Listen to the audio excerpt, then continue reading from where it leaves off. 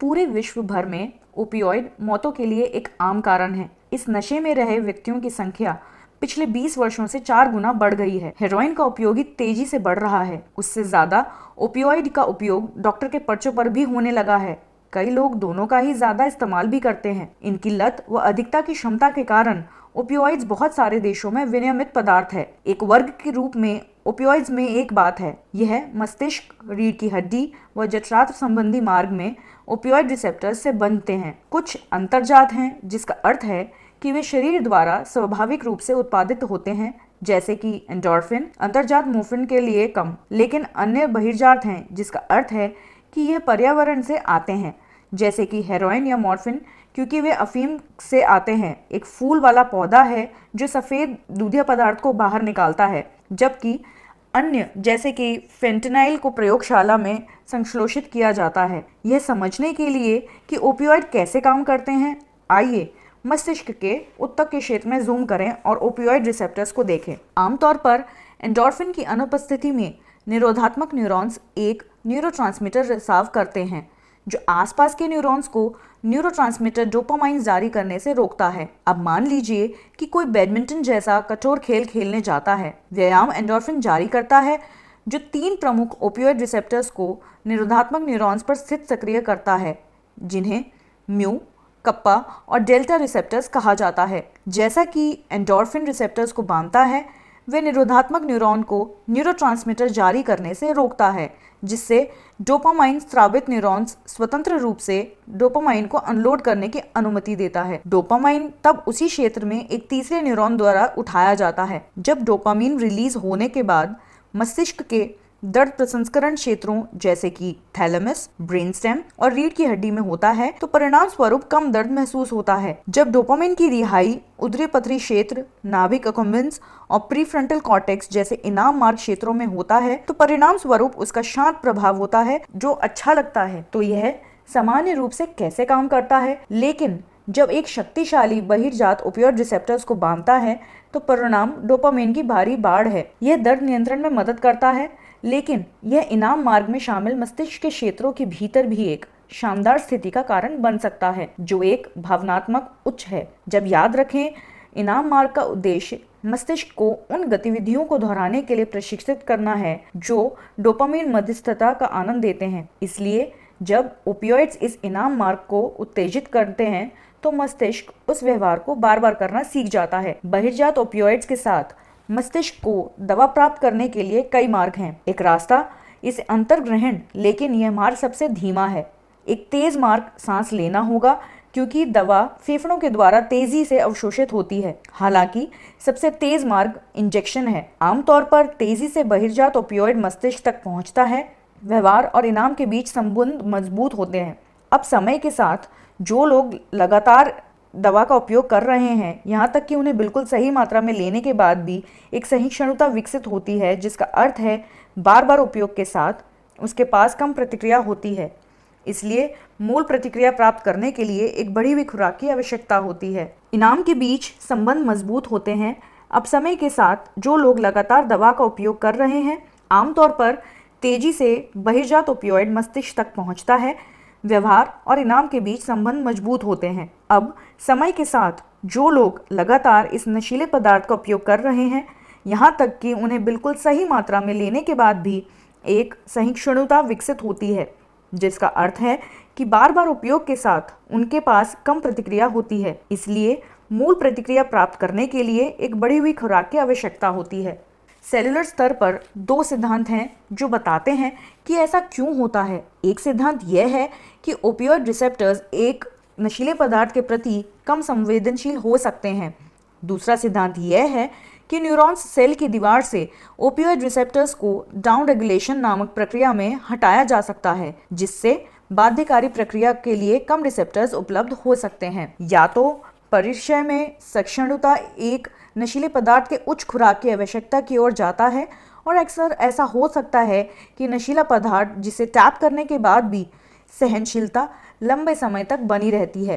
ठीक है, ऐसा कहें यदि आप आराम कर रहे हैं व आपके पास इनाम मार्ग को उत्तेजित करने के लिए कुछ भी नहीं है। ऐसी स्थिति में आपका मस्तिष्क दिल की धड़कन, रक्तचाप सामान्य अवस्था में होम्योस्टैसिस कहलाता है। अब मान लें आपको आपका क्रश एक मैसेज भेजता है।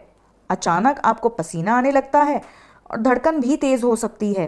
अब आप अपने होम्योस्टैसिस के सामान्य स्तर से ऊपर हैं क्योंकि कुछ बदल गया है ना? लेकिन यह उस तरह लंबे समय तक नहीं रहेगा। मैसेज के बाद आपका मस्तिष्क इस आधारभूत चीज़ों को वापस लाता है। बार बार नशीले पदार्थों के उपयोग के साथ कुछ चीज़ें होने लगती हैं। मान लें कि आपका एक विशिष्ट समय पर नशे का उपयोग करना, जैसे कि बेडरूम में दोपहर 3 बजे, एक अवसादग्रस्त होने के कारण यह सब कुछ कम कर देता है।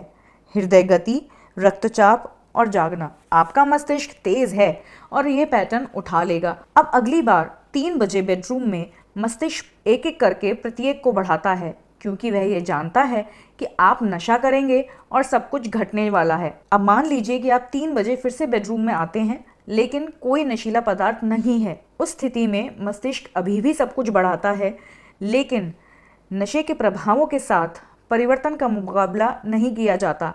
इसलिए व्यक्ति भयानक महसूस कर सकता है और उन्हें प्रत्याहार लक्षण कहते हैं। ये लक्षण उस बिंदु तक बने रह सकते हैं जहां व्यक्ति का सामान्य महसूस कराने के लिए नशे की आवश्यकता हो सकती है और यदि ऐसा है तो उन्हें उस नशे पर निर्भर माना जाता है। अब दूसरी तरफ मान लीजिए कि आप अपरिचित सेटिंग में नशीले पदार्थ का उपयोग करते हैं, जैसे कि किसी पार्टी में 11 बजे। ऐसी स्थिति में आपका शरीर उस बदलाव के लिए तैयार नहीं है। वह नशे के प्रभावों का असंतुलन कम करने में मदद करेगा। जब कभी ऐसा होता है तो यह ओवरडोज का कारण बन सकता है। यहाँ तक कि उस खुराक पर भी जो व्यक्ति सामान्य रूप से ले रहा है वह अक्सर ऐसा होता है। ओपियोइड वापसी के लक्षणों में चिंता, कपकपी, झमाई, शरीर में दर्द, उल्टी, दस्त, पेट में ऐंठन, नाक बहना, पसीना आना और हृदय की दर में वृद्धि व रक्तचाप जैसे शामिल हैं। यह लक्षण वास्तव में भयानक महसूस हो सकते हैं। अक्सर लोगों को फिर से ओपियोइड्स का उपयोग को मजबूत करता है, एक प्रक्रिया जिसे नकारात्मक सुदृढ़ीकरण कहा जाता है, क्योंकि आप नशे को हटा देते हैं जो कि वापसी के लक्षणों का कारण बनता है, जो इन लक्षणों से बचने के लिए अधिक नशीली पदार्थों के उपयोग को मजबूत करता है। डोपामीन प्रेरित यूफोरिया से भी सकारात्मक सुदृढ़ीकरण ओपियोइड की लत की ओर जाता है, जिसे ओपियोइड डिसऑर्डर यूज भी कहा जाता है। DSM-5 के मुताबिक 1 वर्ष के भीतर निम्नलिखित व्यवहार पैटर्न के कम से कम 2 कारण के रूप में ओपियोइड उपयोग विकार को परिभाषित करता है। अत्यधिक ओपियोइड का उपयोग करना या उनका उपयोग अधिक समय तक करना। दूसरा, ओपियोइड के उपयोग में कटौती करने में असमर्थ होना। ओपियोइड का उपयोग करने के लिए समय की एक महत्वपूर्ण राशि लेते हैं। ओपियोइड का उपयोग करने के लिए तलब होना। ओपियोइड के उपयोग से काम, स्कूल या घर जिम्मेदारियों पर असर पड़ना। यदि ये आवर्तक पारस्परिक समस्याओं का कारण है तो भी ओपियोइड का उपयोग करना। ओपियोइड का उपयोग करने के लिए महत्वपूर्ण गतिविधियों को न करना। शारीरिक रूप से खतरनाक स्थितियों में ओपियोइड का उपयोग करना। ओपियोइड का उपयोग करना भले ही ये शारीरिक या मानसिक समस्या को बिगाड़ रहा हो।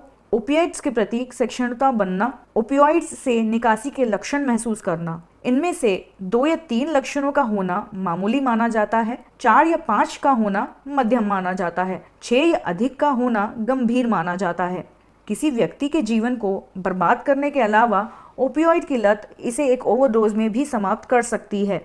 सबसे अधिक बार एक ओपियोइड ओवरडोज गंभीर हृदय व श्वसन अवसाद का कारण बनता है, उस बिंदु तक जहां एक व्यक्ति की आंखें फैल जाती हैं व सांस को रोक लेता है। उस स्थिति में सबसे महत्वपूर्ण बात श्वास का बचाव, ऑक्सीजन देना, नालोक्सोन का प्रशासन करना है। नालोक्सोन एक ओपियोइड प्रतिपक्षी है जो शक्तिशाली रूप से ओपियोइड रिसेप्टर्स को बांधता है और प्रत्यक्ष प्रभाव होने के बजाय यह रिसेप्टर को बाध्यकारी और सक्रिय करने से अन्य ओपियोइड को अवरुद्ध करता है। यह काम करता है क्योंकि किसी भी समय ओपियोइड रिसेप्टर्स के लिए बाध्यकारी और असहनीय होते हैं, जिसका अर्थ है कि एक बार ओपियोइड रिसेप्टर पर अपनी पकड़ जारी कर लेता है, नालोक्सोन चुपके से और अधिक मजबूती से बांध सकता है।